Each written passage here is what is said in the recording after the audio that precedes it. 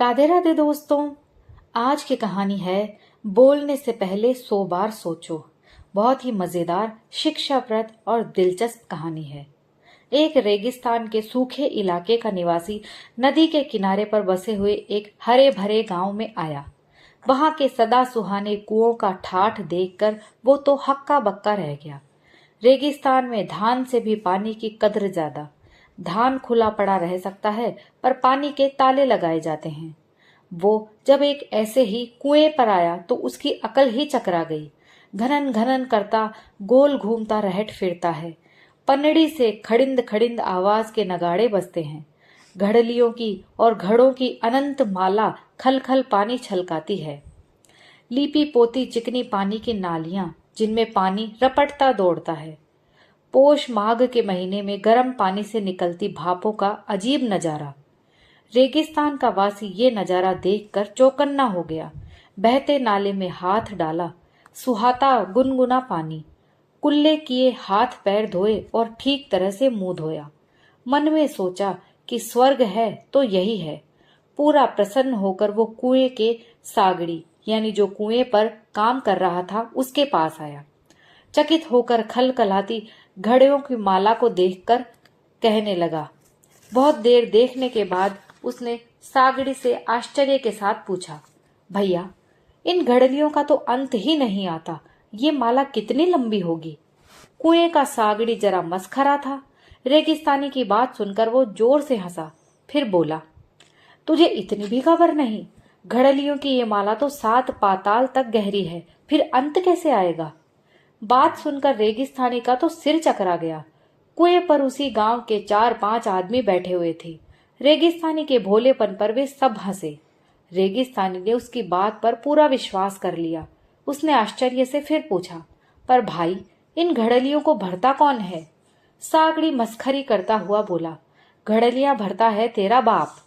तुझे इतना भी पता नहीं? पिछले साल तेरे बाप को घड़लियां भरने के लिए ही नौकरी पर रखा था। रेगिस्तानी ने भोलेपन से कहा, मेरा बाप अंदर बैठा सर्दी में ठिठुरता होगा। रेगिस्तानी के कंधे पर एक बढ़िया कंबल थी। सागड़ी ने कहा, तुझे बाप पर इतनी ही दया आ रही है तो ये कंबल दे दे, मैं उसके लिए अंदर पहुंचा दूंगा। रेगिस्तानी ने तो दूसरी बार सोचा भी नहीं। कंधे से कंबल उतारा और सागड़ी को सौंप दिया। पास बैठे सारे लोग हंसे तो रेगिस्तानी ने कहा, बाप से बढ़कर कंबल थोड़े ही है। मेरा बाप कुएं में बैठा घड़े भरता सर्दी में ठिठुरे और मैं कंबल ओढ़े फिरूं, लगता है मुझे। कुएं का मालिक तो बातों ही बातों में कंबल हड़प गया और रेगिस्तानी अपनी कंबल घुमाकर सबसे राम राम करके राजी खुशी अपने गांव की ओर रवाना हो गया। लोगों ने सागड़ी से कहा, वाह रे जवान, मूर्ख से बढ़िया कंबल दबा ली। कुछ तो हमें भी हिस्सा दे, हमने भी तेरी मिलती मारी थी। हम लोग बीच में रुकावट डालते तो वो तुझे कंबल थोड़े ही देता।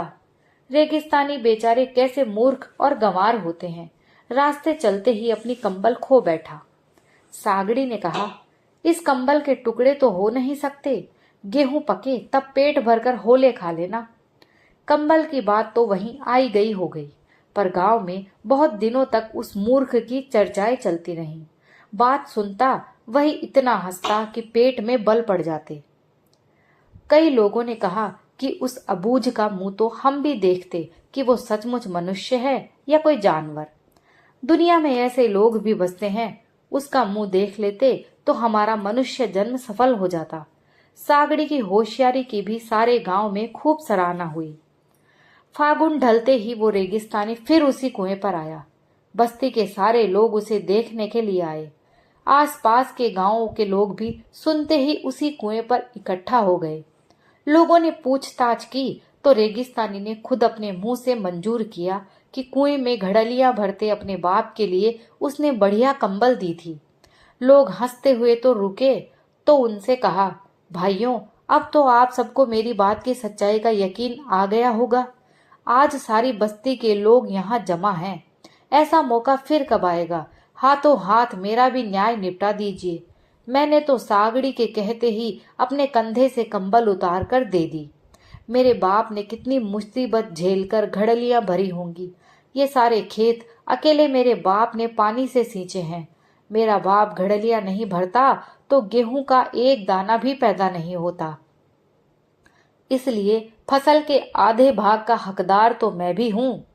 कुएं का सागड़ी भला आदमी है, इसमें उसे किसी प्रकार का कोई उज्र ना होगा। रेगिस्तानी की बात सुनते ही सागड़ी का तो मुंह उतर गया, पर बाकी लोग खूब जोर से हंसे और बोले, पागल, वो तो तुझसे मस्करी कर रहा था। कुएं में बैठकर घड़लियां भरना तो किसी के लिए संभव नहीं, खुद भगवान भी ये काम नहीं कर सकते। रेगिस्तानी ने कहा, वो तो आप जाने, मेरे प्रदेश में तो कुएं होते ही नहीं हैं। मुझे क्या पता, मैंने इसके कहते ही 5 आदमियों के सामने कंबल उतार कर दे दिया था। यदि ऐसी बात नहीं होती तो कुएं के मालिक को कंबल नहीं लेनी चाहिए थी। मैं तो अब आधा हिस्सा लिए बिना हरगिज यहाँ से नहीं जाने वाला। मैं झूठ बोलता हूँ तो आप मेरा कान पकड़ लें, और अगर कुएं के मालिक ने मुझे ठगा हो तो वो अपनी करनी भोगे। मेरे बाप ने कितनी मुश्किल से इतने दिन घड़लियां भरी थी, अब हिस्सा देते मौत क्यों आती है। कुएं के मालिक ने अपनी झोपड़ी से कंबल लाकर रेगिस्तानी को देते हुए कहा, ये ले तेरी कंबल वापिस। बावले, मैंने तो मजाक की थी। रेगिस्तानी ने कहा, अब मानू, ऐसा भोला आदमी तो मैं भी नहीं। सिर कटने पर अब भी तो अपना हिस्सा नहीं छोड़ूंगा।